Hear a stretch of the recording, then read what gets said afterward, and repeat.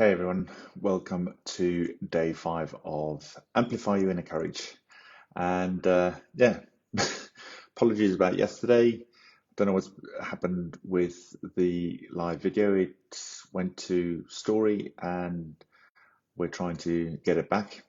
And we've had a lot of technical issues today, hence we're running, 40 minutes late from the scheduled 11 a.m.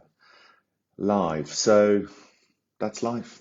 That's the way it is. And what we've got for you today is stage 4 on how to amplify your inner courage. So it's stage 4, stage 5. I'm getting mixed up with my days. And today really is very, very simple, very powerful, but challenging. And something I really struggled with. And it took me a long time to really figure this out because only you can figure this stage out. And the stage is having the courage to love yourself, not just a little bit, but unconditionally. It's having the courage to accept yourself for who you truly are, despite all of the programs, perceptions about who you could be, should be, possibly not being, all the stuff that is being said to you, about you, all of that has to be embraced. It has to be accepted. And we have to be able to have the courage to work through that, to see through that, because the truth of the matter is that you are all that you are. Your worth is already established. Your value is already established. You are loved and are capable of loving. You are powerful and not powerless. You are prosperous and abundant, not lacking or limited. And all of these things are at the core of who you truly are. But it's being able to understand that and amplify that aspect that really, really makes a powerful, powerful difference.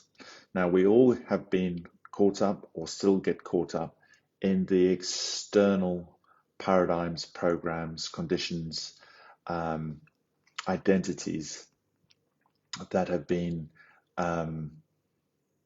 surreptitiously impregnated into our subconscious. And the only way really to work through that is to sit down and to really work through all of that stuff and to fully trust and understand that there is so much more to who you really are and who you truly are. And the rest of it is just smoke and mirrors, basically. Smoke and mirrors. Look at yourself every day in the mirror and tell yourself you love yourself, okay? Despite what your subconscious, your ego mind is screaming at you, that you're not this, you're not that, you ought to be that, you should be doing that. Spend some time with yourself. Spend some time understanding that at the core of you is what we want to get back to, is what you want to get back to. And from there, everything will naturally start working in alignment, in congruence with who you truly are. So the courage to really love yourself is a process, it's a practice, it's a journey, and it can just keep getting better and better and better. But we need to, first of all, accept who we are now. And once we accept, we stop resisting, okay? And then we're far more willing to start making the changes that we need to make. to get towards the true path of who we are. And that process will amplify your courage, amplify your confidence and your boldness and your sense of purpose. Because what we accept transforms and what we resist will persist. So we need to understand that, and we need to be able to look at ourselves every single day and forgive ourselves for the negativity, for the poor self-esteem, for the self-judgment, the self-criticism, the self-blame, the self-shame. Okay? So this is about really turning your focus from the outside really deep to within the core of who you truly are. And what can help is to create a really, really powerful, courageous vision of yourself and remind yourself of that every day.